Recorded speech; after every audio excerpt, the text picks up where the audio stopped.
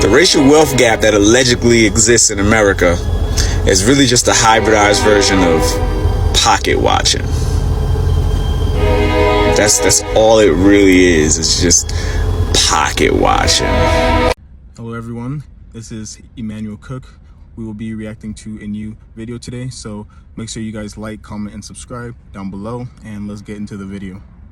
Identifying what Black people need to do in order to create more wealth is easy, right? We need to make more money and we need to preserve that wealth.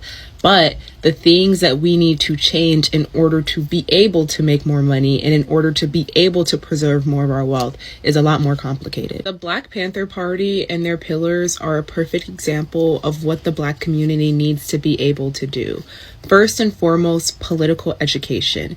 It is of no fault of most people in this country that they were not properly educated on race. They were not properly educated on slavery, colonization, imperialization. But those are the things that people need to have a deep understanding of in order to understand how it still currently impacts us and what needs to be done in order to make the changes for Black people to truly be able to generate wealth and equity in this country. People need to understand that keeping and preventing Black people from generating wealth is a political tool, a racist political tool. We need to focus on community, returning to community and returning to bonding with our community and also filling the needs of our community that the government refuses to help us with. I don't think that most people understand how not having your basic needs fulfilled is so connected to so many negative outcomes in life, including your earning potential. Whether or not a child has had a meal impacts their learning abilities greatly. And we all know that we can actually use reading and learning statistics to determine how a child's lifetime will be. One of the main things that prevents Black people from preserving their wealth is actually not having access to healthcare. We all know how expensive healthcare can be. So again, returning to community, returning to helping fill the needs that our government refuses to do. We have to advocate for policy changes that will allow us to generate wealth and to generate equity in this country. Hopefully this was helpful. Thank you for tuning in. Okay, bye. Only in America can you still have $3 in your bank account, but owe the bank $36.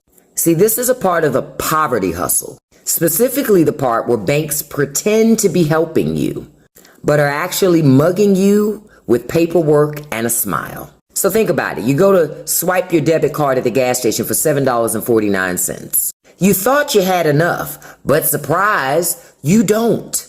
In this example, you're 72 cents short. So what does the bank do? They don't reject the charge. They pay it and charge you $35 inconvenience. So now your $7.49 charge now takes on the charge of a steakhouse meal in just that short amount of time. But the kicker, rich people with millions of dollars in their account, they get overdraft protection from the bank for free. But if you're broke, that protection comes with a bill that you can't afford. But that's the system. It doesn't help you when you need it. It is a hustle. It profits off your need. It's legal robbery and a tax on being poor. And it's not just you. In 2023, banks made over $8 billion with a B dollars in overdraft fees alone. That's not a broken system, baby. It's a business model. And remember, Congress just passed something that allows the banks to put no caps on overdraft fees. Have you awakened yet? I'm glad you brought this up because there's actually a reason for this. Black Americans have not had the chance to build generational wealth until literally one generation ago. People like to say slavery ended 200 years ago. Okay, but let's look what happened after slavery.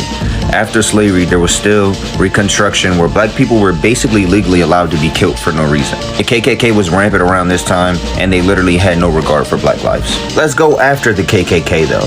Then we have Jim Crow laws where Black people are low-key allowed to build things and build their own communities, but they're being burnt down actively. And if not that, they also aren't given the resources available because they are legally allowed to be discriminated on still because of their race. That lasted all the way up until 1960. Don't know if you know, but my grandmother was in high school in 1960.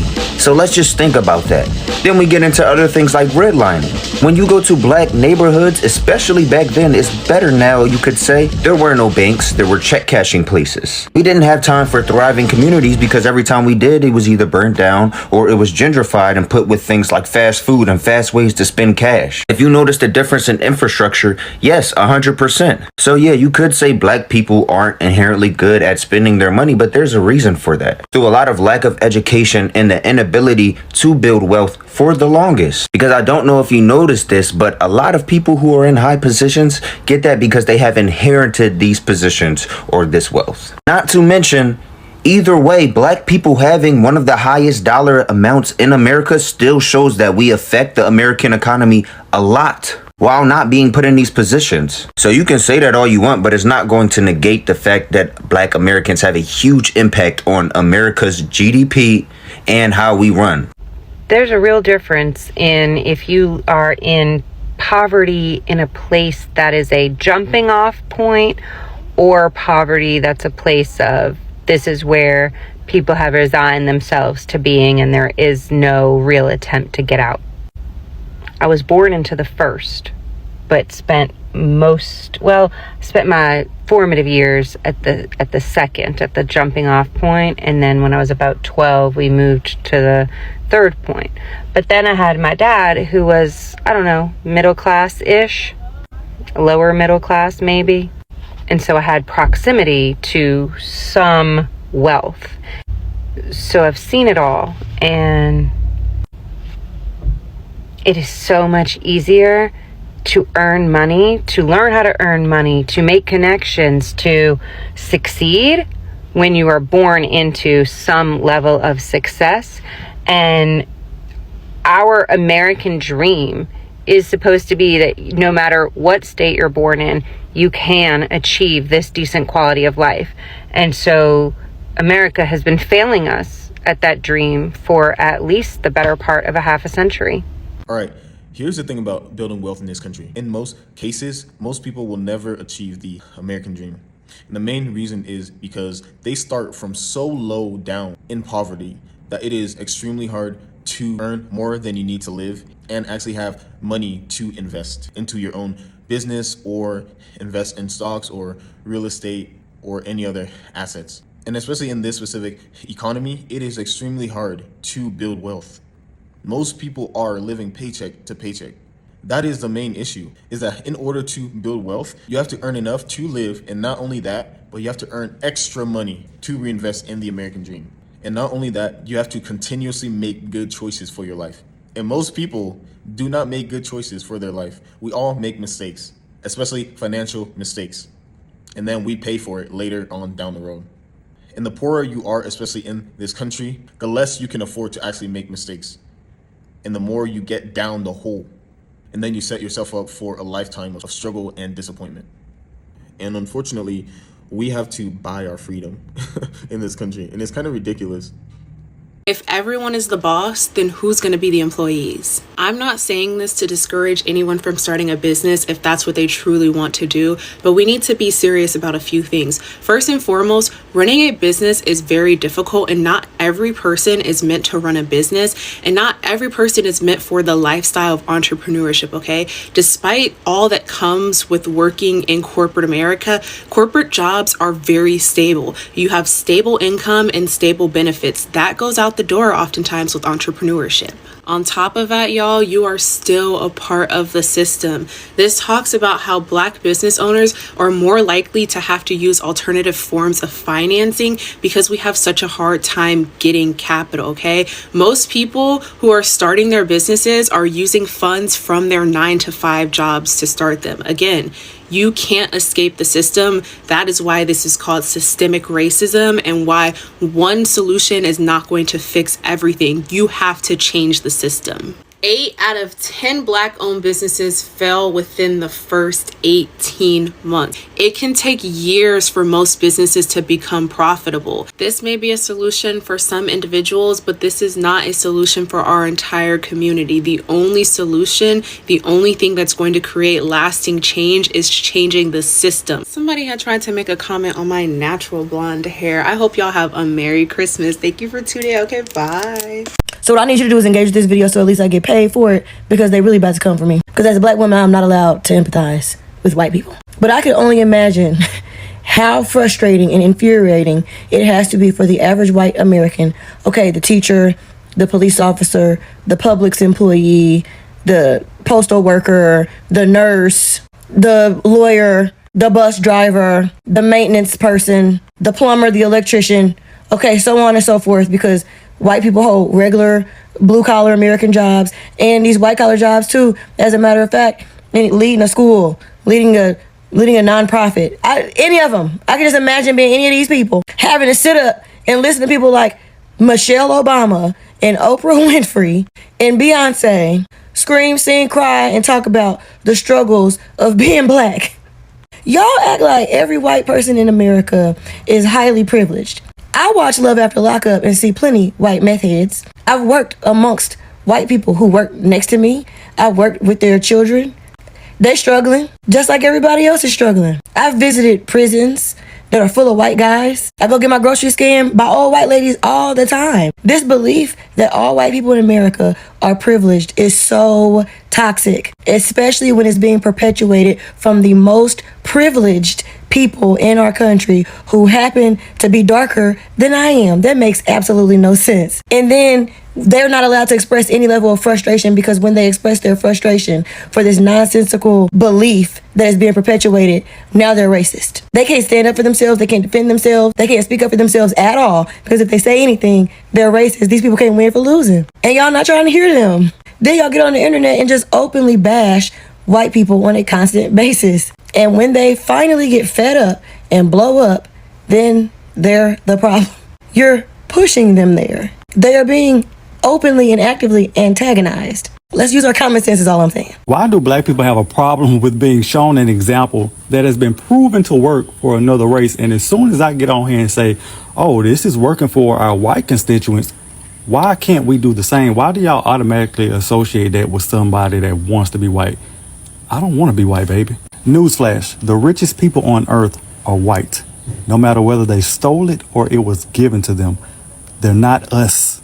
And those of us that are on that list is few and far between, and a lot of them on there are whitewashed. It's a lot of stuff that white people do that other races should follow, just like it's things that other races do that white folks should follow. But black people have a problem with following directions, especially when it works for another race, especially when it works for white people, because y'all automatically associate that with somebody that wants to be white. That's why a lot of y'all will never get ahead. A quick reminder, please remember to like, comment, and subscribe down below, and let's continue the video. Do y'all know that the racial wealth gap is continuing to increase, with white households owning 10 times more wealth than black households? In 2022, the median wealth of a white household was 1.3 million, while in a black household is about 200K.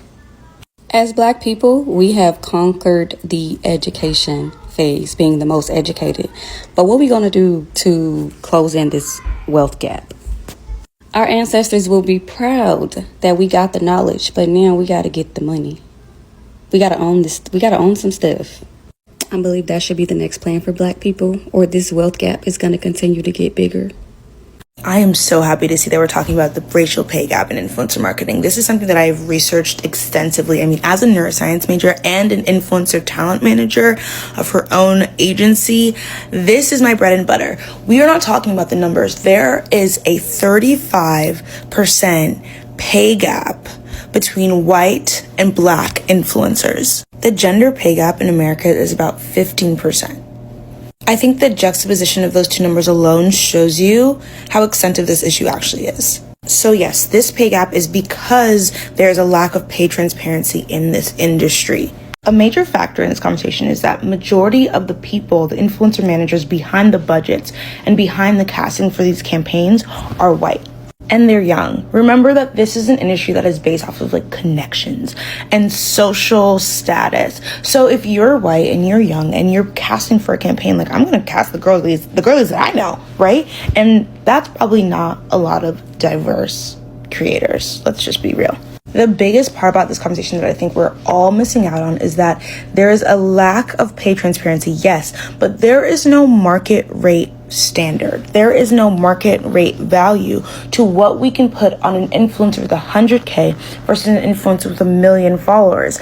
And we also don't have a set structure to say, okay, this is an influencer that's in the fashion industry with this amount of followers. And so if this is the case with this amount of audience and engagement rate, this is what we pay. Because there are no benchmarks for this industry, this racial pay gap will continue to exist, and I say that wholeheartedly. What I want to highlight is that these companies are doing extensive research, not the brands themselves. They are hiring other companies to do the research for them to see, like, what is performance, right? Like, what do we want to see in terms of engagement, and how is that going to impact our numbers? How is that going to impact our sales? Because at the end of the day, that's all we really care about. Brandon brought up a misconception that I need to clear up, and I appreciate everything that he's doing, the conversations that he's bringing up, the small businesses that he's helping. This is very necessary for our industry. But something he said was about the white girlies that buy. This is something that businesses believe and people believe. There is a strong belief that people that buy are white, that black people, black, BIPOC, diverse, whoever, do not consume. That is completely wrong. This belief actually does a lot of harm in diminishing the value that black, BIPOC, diverse creators actually have. In 2021, the total BIPOC market held $4.8 trillion in buying power.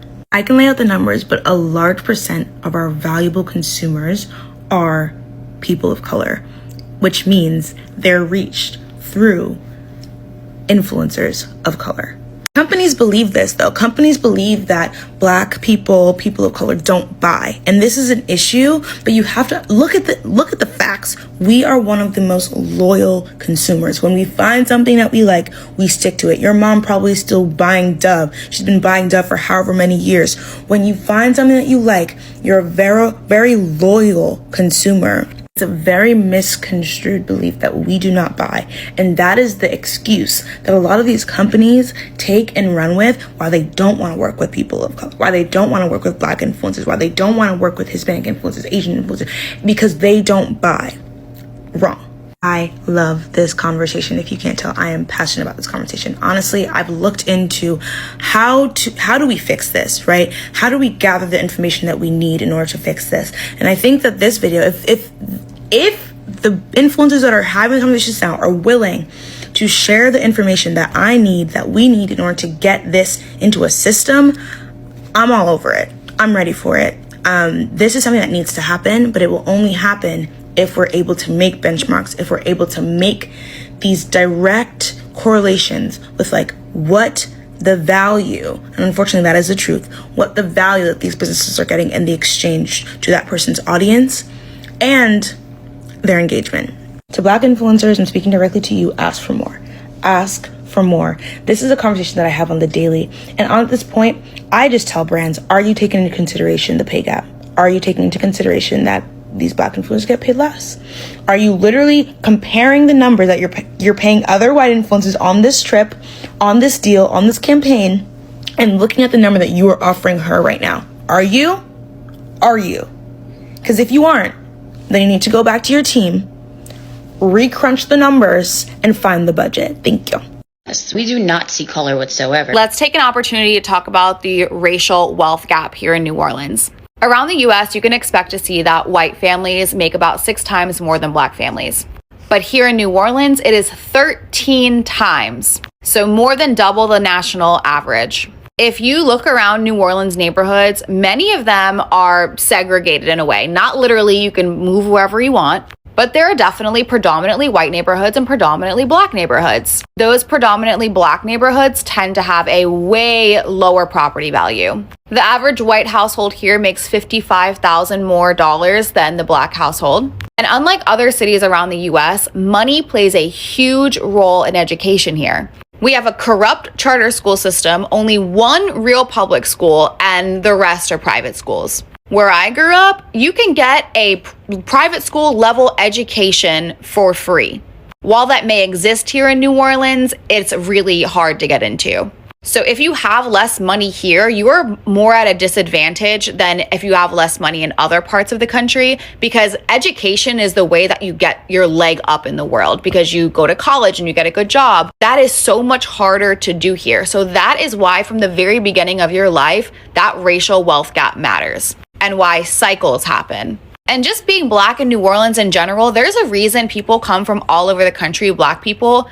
They come to New Orleans and they get it and they feel at home and they love it, because so much of what New Orleans culture is based in African American culture. There's so much more to it, right? There's so much more to it. But at the root, a lot of people who are Black in America get it. I just think like race is a big deal here in New Orleans, not in terms of racism like this person was saying, but it's a thing and it matters. If we look at the history of Black people, especially in this country and just around the world, we have had a history of just always being at the bottom. And as a group, we are just so far behind everybody else. And there are two reasons for this. And number one, racism has been happening in this country for so many years, number one. And number two, part of it is honestly our fault.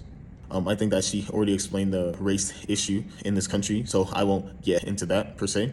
But part of the reason why it is our fault is because, number one, those of us that actually make it in life, we hardly help those behind us. So a few of us have an amazing life and the rest of us struggle. And number two, the jealousy and envy that comes with coming from a very poor family, and then you're the one that earns a lot of money and has a great life. Everybody else expects you to take care of them. That is one of the issues. They don't want to help themselves. They want to rely on you, your earnings, and ride your wave instead of creating their own wave. That is one of the things. Everyone is waiting for everybody else to make it and then ride off of them. And it's totally unfair. And it can become a huge burden, especially for the person who makes it. It's a huge weight to carry and it slows them down. If you have to care for everybody else around you, even if you make a lot per year, that will slow down your growth. And it can enable other people to be lazy and to not be independent for themselves and make money for themselves because they are dependent on you and riding along your wave. And three, those who even try to help and stay behind and build the community, they get killed. They may have the best of intentions for their people. They want to see progress, but the amount of envy that they will receive, the amount of jealous people around them, they may end up dying if they stay, just because your own people do not want to see you do better than them. They don't want you to prosper. They don't want you to fly and continue soaring into the skies. And so egos fly alone. If you stay behind, you will get hate for it, and you may even lose your life over it. Look at Nipsey Hussle. He tried to build his own people up. He tried to build his community out of love, out of genuine care. And look what his own people did to him. The hate, the envy. He came from a good place, man. Had a great heart. Wanted to build, help other people out, build the community. But there are haters in your own community that will try to destroy everything that you're trying to build. Okay, so let's talk facts. Racism isn't just about ignorance or hate, right? It's about profit. Because slavery didn't just build cotton empires, it built Wall Street. Black bodies were literally collateral for loans, insurance policies, and investments. So you fast forward to today and you have a private prison system that still racks in millions for mass incarceration. You got news outlets that boost ratings by pushing fear and division because outrage sells. And let's not forget, redlining real estate, discriminatory insurance, and predatory lending, they didn't just happen. They were built on racism and they made people rich. See, racism has never been just about feelings. It's been about economics, because if you can dehumanize a group, right, you can exploit them. And if you can exploit them, you can profit. That's how the entire country could claim freedom and opportunity while building in wealth off of people who were denied both. So when folks talk about ending racism, it's not just about being nicer. It means redistributing power, wealth, and access, not to punish, but to repair, to balance the scale that's been tilted for centuries. But here's the catch, because people raised on privilege disguised as normal hear justice and feel like it means laws. They've never had to imagine fairness without their head start. But justice isn't scarcity, y'all. It's stability. Ending racism doesn't take something from you. It builds something with all of us. But to get there, we have to admit what too many are still afraid to say out loud. Racism was never just a glitch in the system. It is the system, and it's wildly profitable. Oh my god, I wasn't expecting this video to blow up the way it did. I was honestly just posting a post. I didn't think anyone would be interested in learning about redlining, but since you guys are interested, let's talk about redlining because I feel like it's not talked about enough. So what exactly is redlining? Well, redlining started in the 1930s and it was started by the Homeowners Loan Corporation. I believe that's what they're called. And what they did was they created these color-coded maps that labeled predominantly minority neighborhoods as high risk or red zones. So what they would do is they would deny black families from getting loans because the areas they wanted to move into were considered high risk or were labeled red. So for instance, in Detroit, there were entire neighborhoods and entire areas that were marked red, which prevented black families from moving into these neighborhoods. So imagine this in 1930, you have, a good job, a good paying job, maybe you're a doctor, a teacher, or whatever, and, you saved up money for a down payment. You worked on your credit, everything checks out, and you get denied a loan simply because you want to move into a black neighborhood. That's crazy. Yeah. But redlining has had such a negative impact on the black community, and the effects of redlining are still seen today in terms of, economic disparity and segregation. But thank God it's 2025 and we're no longer in the 1930s and such practices have been abolished. In fact, it is a serious crime. So thank God for that. The reason I wanted to shed light on this topic is understanding this history is crucial in addressing the housing inequality today. And by recognizing these past injustices, we can advocate for more policies that promote fair housing and equal opportunities. But I hope you guys enjoy this video. If you have any questions, feel free to ask and I'll be more than happy to answer them. Bye. One of the reasons that the political divide in Long Island is so stark is because we are extremely racially segregated. Compared to other counties of the same size, Nassau County is the most segregated county in all of America. Suffolk is the 10th most segregated county in America. Most Black Long Islanders live in just 11 of our 291 communities. And there's a lot of different reasons for this. A lot of racist legislation in the 1940s and 50s as it relates to housing, education zoning, transportation. I think probably one of the famous examples that a lot of us know is about Levittown. The Levitt brothers who built that planned community. It was one of the first planned communities in the US after World War II. They did not sell houses to black families, and the people who bought the houses were told not to sell houses to black families. I didn't learn about this in school. It's absolutely crazy that Long Island children are not taught about redlining when we're sitting in classrooms that are 99% white. But we have an opportunity now to learn about it, so we should. Newsday has a really good series. It's called Long Island Divided, I think, about the history of redlining. But all that to say, I think the segregation on Long Island is a massive contributor to our political culture. And even though a lot of the policies I mentioned were rolled back in the 60s and 70s, which obviously isn't that long ago, when you think about it generationally in terms of generational culture, there's lots still happening today that keeps Long Island quite segregated. Hey guys, so I'm coming to you with some more history. This is dark history in the United States. This term is called redlining. This affects the housing market. So during the early 1900s, banks would only lend to black people in certain neighborhoods. So they would outline them out in red to the areas that they would only lend to. Black people had a difficult time trying to get homes. White people was in fear that if black people moved into their neighborhoods, that they would bring down the price value of their homes, and they didn't want that to happen. So banks started creating racism in the real estate market. If you guys want to know more information about this, a lot of it happened in Chicago, a lot of it happened in New York, that they created some type of redlining situation.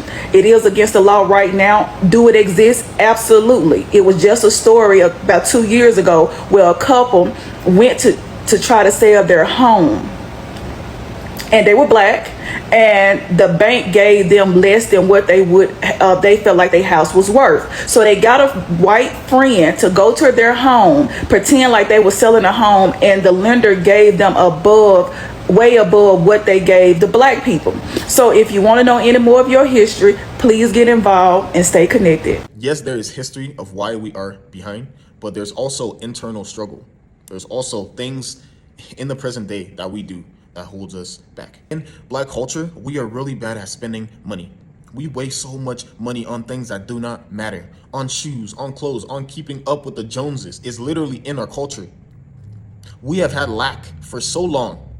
We have had poverty for so long. We have been at the bottom for so long that we try to prove as much as we can that we are on top. And we go out of our way and we spend money that we should be using to invest. We spend that money to prove ourselves to other people, our peers, our families, and all of these things. There are so many reasons why we are behind. It's not just because of slavery. That is the main issue, and it's a huge issue, but that is not the only reason why the racial wealth gap continues to widen. And we as black people have to take responsibilities for our part in the whole mess. So first off, we're going to talk about redlining, what it is, why it's a problem, and one of the biggest culprits that's still in existence today. So just to set the scene and put everything in context, the Fair Housing Act wasn't passed until 1968. So 9 times out of 10, you know someone who was alive when all of these practices were legal and actually the standard way of doing business. So prior to this law being passed in 1968, the real estate business, creditors, lenders, and even the federal government had focus areas, but not focus areas in the way we talk about them today. The way we talk about them today is being focused on economic investment and rebuilding equity in the neighborhoods that were disenfranchised or still are disenfranchised. Back in the day, this was called investing and funding loans in real estate in neighborhoods that were considered economically sound investments.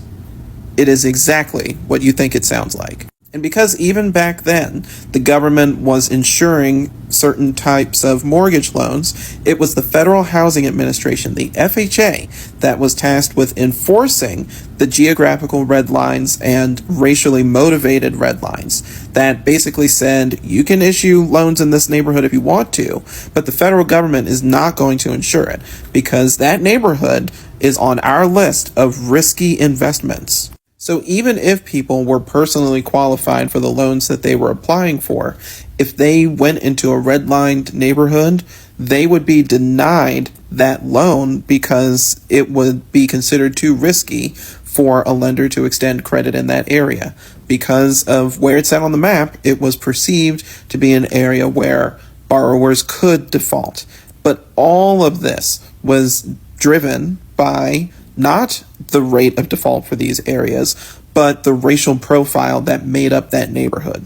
It was quite literally the philosophy of the federal government that if neighborhoods were anything less than homogenous, that it would be basically an overthrow to the value and the integrity of the neighborhood. So if you want to see an example of what this looks like, this right here is a residential security map of the greater Baltimore region. And this is a 2015 map of the density of vacant properties in the city of Baltimore. I'm going to flip back and forth here so you can see the common theme. And what you should notice is that everywhere this map almost 100 years ago said was an economically insecure area, 100 years later, still affected by the impacts of disenfranchisement and lack of access to capital. So imagine on top of that, back in the day in real estate, an agent could literally use the racial composition of a neighborhood shifting as a common high-pressure sales tactic, and it was completely unregulated. So now imagine cities across America are now being developed based on the fear of racial integration, the lack of access to capital, and the outcomes being that people are not able to build wealth for themselves, and because they can't build wealth for themselves in real estate, they cannot then restore equity in the neighborhoods they would have been able to live in. Multiplied by the decades this was legal and the number of cities across America this was allowed to happen in, and you end up with cities across the country like Baltimore, Washington, D.C., Richmond, Virginia, St. Louis, Missouri, Los Angeles, California, that follow this same exact model. Now, the good thing is, Some cities have built some programs